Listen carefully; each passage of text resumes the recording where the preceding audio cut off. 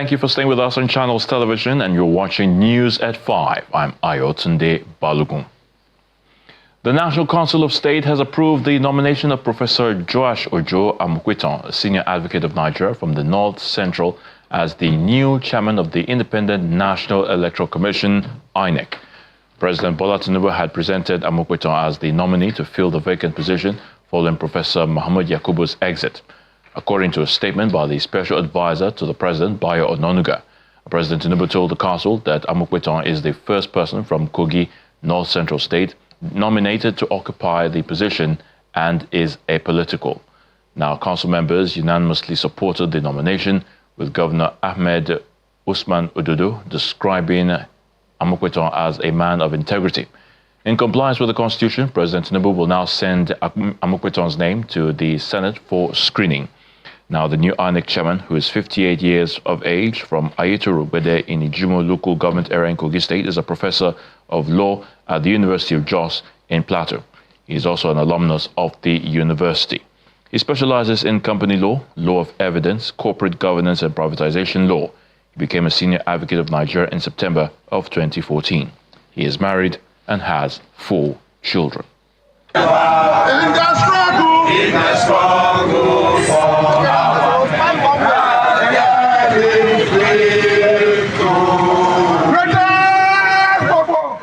Members of the Senior Staff Association of Nigerian Universities, SANU, and those of the Non-Academic Staff Union, NASU, are protesting at the University of Abuja main campus.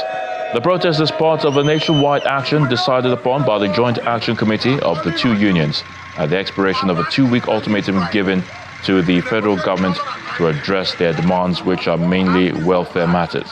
The protesting university workers are demanding, among other things, the renegotiation of the 2009 agreement with the federal government, immediate payment of 25% and 35% salary increment, as well as the immediate payment of all withheld salaries.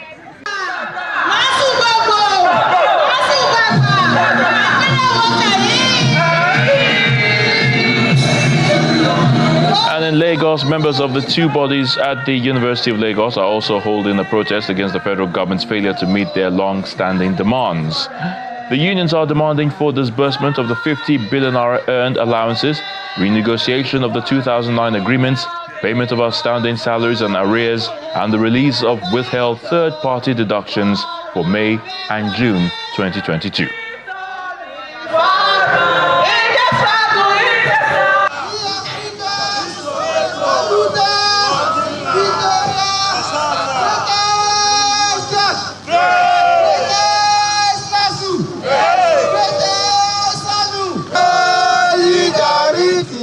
From Kwara State, members of the non-academic and senior staff of University of Ilorin joined their counterparts across the country on the protests. The 2 bodies, led by their leaders, commenced the demonstrations from their secretariat around the school, carrying various inscriptions on cards, calling for urgent resolve and meeting of their demands. They said the federal government has not remit the pension to the pension administrators, so because of that they could not access that 20%. Even those who are not ready to access the 20% while they are in service, those who are retired, they still cannot access their pension. They waited like 5 months, some 2 years before they access this pension. This is unfair. The non-teaching staff in the university should be treated with dignity. We are all equal. We are all critical stakeholders in the university system, and this is why we are calling on all women in Nigeria. We are calling on National Assembly to intervene. We are calling on international community to intervene. We are calling on clergymen in Nigeria, the religious leaders, people of thought to come and intervene. You recall that the government approved 25% and 35% increase in our salary. It was implemented, but the arrears of the whole 1 year was not paid. We want them to pay us. And the government is reneging on their promises. Last year they said 2025 is going to be captured in the budget. Now the minister is saying 2026. Where are we going? What we want is that for the university to have a peaceful atmosphere for learning and research. What we want, they should pay us these arrears with immediate effect. Meanwhile, the president of the Academic Staff Union of Universities, ASUU, Professor Chris Piwona, has expressed deep displeasure with the federal government's last-minute interventions regarding the union's demands. Speaking on our breakfast program, The Morning Brief, Professor Piwona asserted that ASUU has already made several compromises.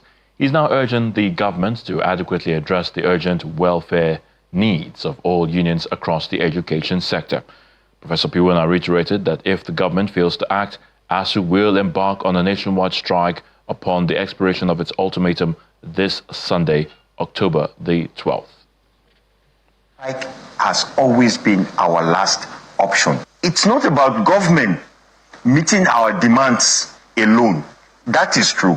But the union has also made enormous sacrifices to get to this point. Our 2009 agreement that is being renegotiated, that the renegotiations have been on for 8 years, is still undone. We have not concluded on it. And 2 days to a strike action, 2 working days to a strike action, you come to appeal to us? I think the appeal has come a little too late. We want to trust government, but they need to give us enough reasons to trust them. We want government to treat every union, every association in the educational sector equitably. NASU's demand should be met. SANU's demand should be met. What NAT is saying must be looked at. In fact, we ASUU are not happy if any of these unions within the campuses are treated badly. We also have a mandate, and our mandate was to give them an ultimatum. The ultimatum expires on Sunday, and after that, there would be a warning strike, unless something substantial comes out from government. The West African Examinations Council, WAEC, has launched a nationwide sensitization campaign to introduce its computer-based testing CBT system for the West African Senior School Certificate Examination. Now, the head of the National Office of WAEC, Dr. Amos Dangote, says the move reflects the Council's commitment to innovation, excellence and accessibility. He assures that the transition to the CBT format will be smooth, efficient and beneficial for both candidates and educators. Officials of the West African Examinations Council, WAEC, take to the streets of Lagos to create awareness about the upcoming computer-based West African Senior School Certificate Examination. The sensitization parade begins at WAEC's head office in Yaba and moves through major routes including Stadium, Shomolu and Maryland. The head of National Office, Dr. Amos Dangote, says that the campaign shows WAEC's commitment to innovation, excellence and accessibility. We are masters of the game of examination. Every candidate that registered for CBWAS 2026 will write his exam, whether he is offshore or is onshore. The shift from paper-based exams to computer-based testing receives mixed reactions from students and citizens. While many welcome the innovation, others express worries about infrastructure, technical issues, and limited access to technology. The advantage of that CBT is that it makes it fast, it's very good, it's time-bound. Very good, but we are not, in this part of we are not immune. We don't know about it yet. Many of our people don't know, many of our students don't know about it. The ability of people to upgrade the computers, the ability to sustain that computer with the same pace as they started with. If they had 50-50 per classes, will it continue to be 50-50 at every examination? Or do they plan on taking students to schools that have computer or that are able to operate CBT? I think really before they do something like that, maybe they should introduce doing CBT-based exams in their schools before they now go for WAEC. Because you cannot expect somebody that is writing biology and all of these things to now just come and do exams with CBT. Dr. Dangote notes that the council continues to strengthen its systems to ensure the credibility of its exams and protect against malpractice through improved security measures. What we do in WAEC is that we continuously look at our system We continuously upgrade the security features, the measures. We are not static. And so we continue to do that, and we continue to also call for other stakeholders into it to collaborate with us. The sensitization parade ends with stakeholders and students better informed about the new CB-WASC model. WAEC says this marks a major step towards delivering a more efficient and transparent examination process. The Kaduna State government has held its annual Council on Health meeting to review the performance of the sector and chart new strategies for improved service delivery. The Council on Health meeting also serves as a policy review mechanism to identify successes recorded, challenges, and to also set new targets for the state health sector. Declaring the meeting open, the Deputy Governor, Ms. Hadiza Balarabe, says the state government is committed to building a resilient and accessible healthcare system for all residents of Kaduna State. The two-day meeting themed Global Health Security, Strengthening Health Systems for Resilience in Kaduna brings together the key stakeholders, policymakers and development partners to discuss ways to strengthen the state's healthcare system. Under his people-centered administration, the Ministry of Health has recorded remarkable progress in expanding access, strengthening systems, and improving service delivery across the state. We remain grateful for his continuous investment in health as a foundation for human capital and social justice. The Council serves as a platform for stakeholders to review progress, address challenges, and develop actionable strategies towards achieving universal health coverage and strengthening health security across Kaduna State. His investments in health are palpable and visible to all, and we have no doubt as development partners supporting the state that we are really advancing the agenda of health security in this state. Recent global and national health emergencies have reminded us that health security is not only a global imperative, but also a state and community responsibility. Declaring the Council of Health meeting open, the Deputy Governor of Kaduna State, Mrs. Hadiza Balarabe, who is representing Governor Obasani at the meeting, emphasizes that the state government has continued to invest in infrastructure, human resource, and primary health care delivery in line with its development agenda. We have revitalized primary health care facilities, strengthened accountability through the mutual accountability framework, and aligned our health agenda with the Federal Ministry of Health National Health Sector Renewal Investment Initiative. As part of the event, the Deputy Governor unveils a set of policy documents produced by the Kaduna State Ministry of Health, including the Health Sector Strategic Blueprint and other operational frameworks. And health, well-being, and survival of our people. So to the glory of God. The resolution from the council meeting are expected to guide future interventions and strengthen coordination between state and local health authorities.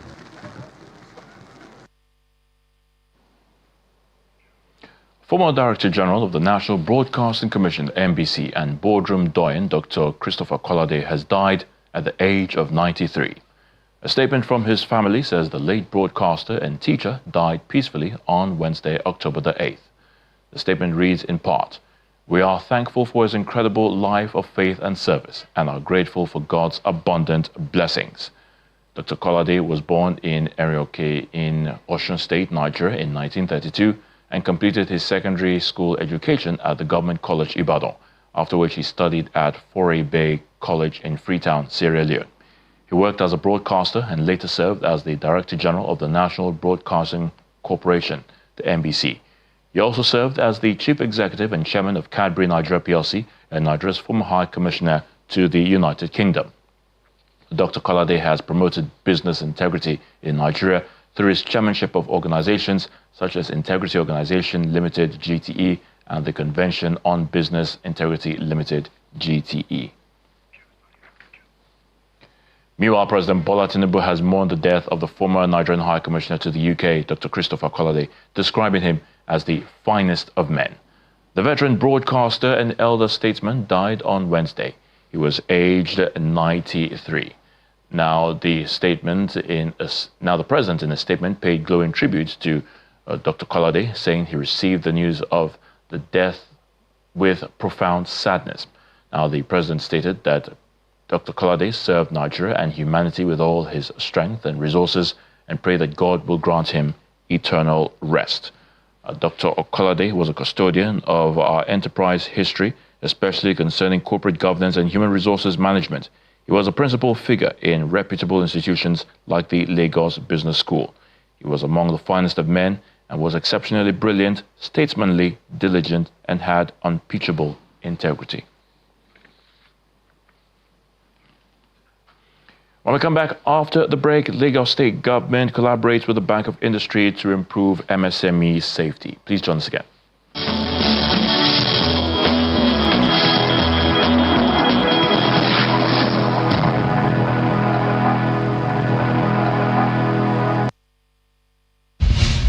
We live in an era of massive innovation, true ideas that impact every industry and society, cutting-edge technology that gives you a glimpse of the future, intuitive minds that meet the demand of the revolution of talent. The future of enterprise lies in the digital world. It's full of questions and yet solutions. Join us on Tech Trends as we bring you the finest blend of technology and the latest happenings in the tech space. Tech Trends, the tech edge you need.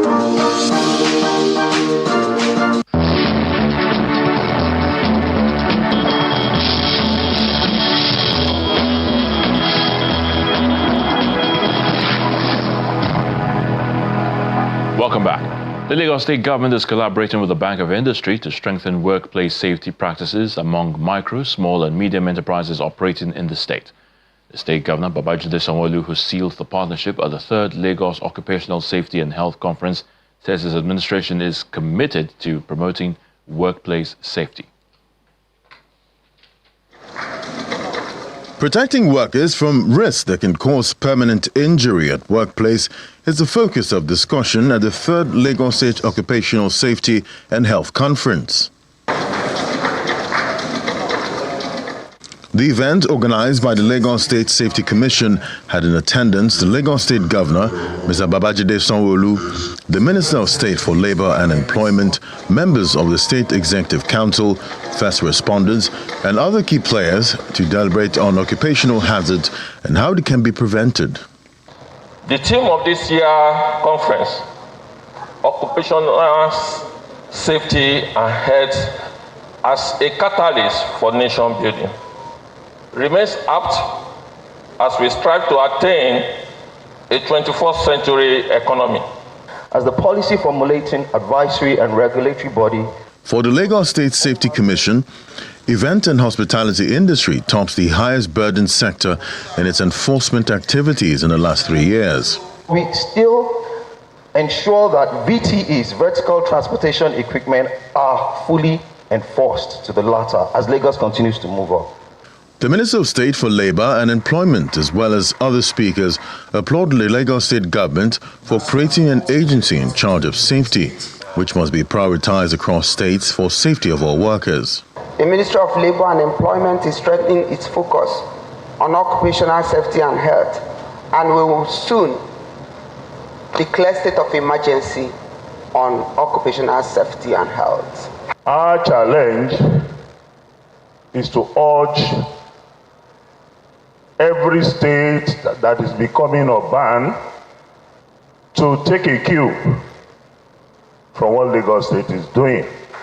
Don't let us wait until when the problems start catching up with all of us. The keynote speaker, Mr. Olashpo Olusi, who is also the Managing Director and CEO of Bank of Industry, says about ₦1 trillion is lost due to workplace accident, which can be prevented. The International Labour Organization estimates that unsafe and unhealthy working conditions cost the world about 4% of global GDP every year. Our dear country, Nigeria, is not excluded from these occupational challenges because the same organization estimated that we lose about ₦1 trillion on an annual basis due to workplace accidents. Governments must continue to advocate robust policies and strengthen enforcement frameworks while incentivizing compliance through fiscal policies and recognition programs. Governor Babajide Sanwo-Olu says a society that aspires to prosper must safeguard lives and property and will be strengthened with the Lagos State Safety Policy. We have also pioneered a signing today, which we've seen, the first Lagos Safety Policy, a document that continues to guide our strategies, it continues to strengthen our accountability, and continues to demonstrate government's unwavering commitment to protecting life and property. With this signing of an MOU for occupational safety between Lagos State Government and the Bank of Industry, both parties now have a commitment in placing worker protection at the heart of enterprise development that will also strengthen MSME resilience and safeguard long-term stability of financial systems in Lagos State.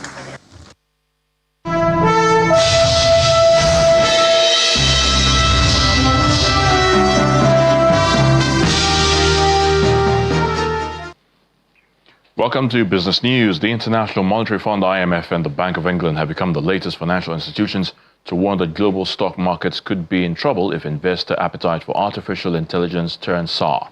Speaking on Wednesday as finance ministers and central banks prepare to meet in Washington for the fund's annual meetings next week, IMF Managing Director Kristalina Georgieva pointed to the surging global demand for gold as one example of investor anxiety after the price of the yellow metal reached $4,000 per ounce for the first time ever this week.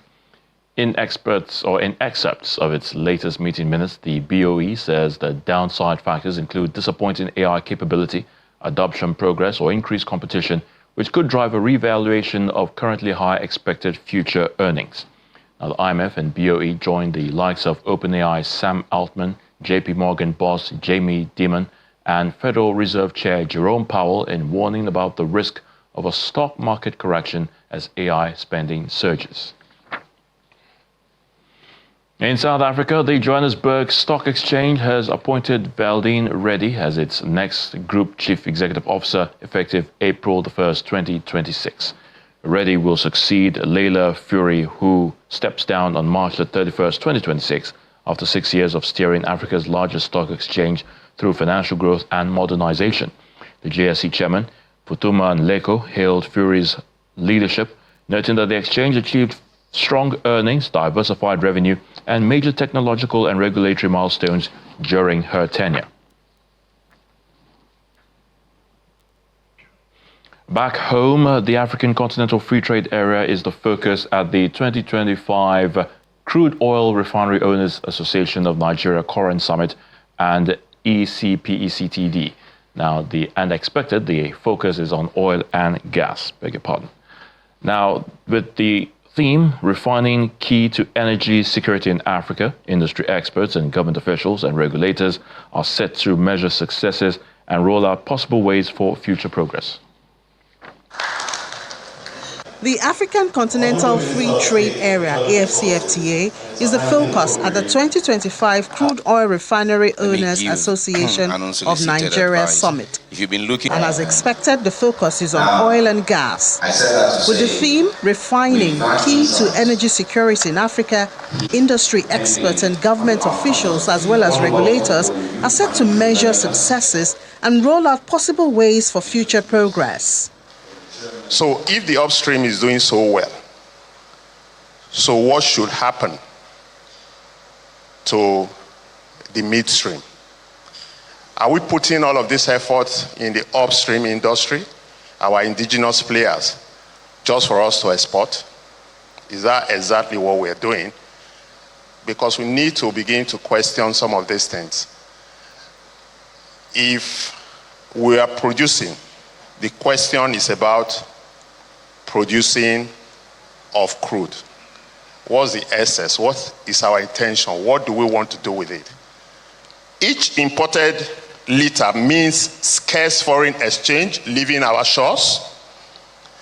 Each imported liter represents jobs that could have been created for our youth, technologies we could have mastered, and industry capacity we could have built. Representing the Minister of Petroleum Resources, Oil, the technical assistant downstream, Mr. Nda Adaba, outlines government plans to solidify successes in the sector. the government has streamlined the licensing regime from license to establish to construct and operate, ensuring that genuine investors are supported, not hindered by bureaucracy. Beyond licensing, government has continued to consolidate on facilitating the access to crude oil supply through the effective implementation of the domestic crude oil supply obligation. This is because no nation can claim energy independence if it cannot refine its own crude. Koran is asking for more government commitment to ensure that investors maximize the benefits of refining, which includes jobs, technology, and industrial value development. We'll have a conversation for a few minutes and then move over immediately to the panel. Nigeria's business activity maintained its upward movement as the Purchasing Managers Index rose to 54.0 in September, with stronger expansion recorded across key sectors. According to the latest PMI report released by the central bank, this figure marks the 10th consecutive month of expansion from the 51.7 composite PMI reading recorded in August. Highlights of the CBN PMI report shows that the composite PMI growth in September, alongside its three major sectoral indices, which include agriculture, services and industry, indicates a healthy improvement in overall economic activity within the period. The improvement reflects broad-based growth across the industry, services and agriculture sectors, reflecting sustained economic resilience in the third quarter of 2025.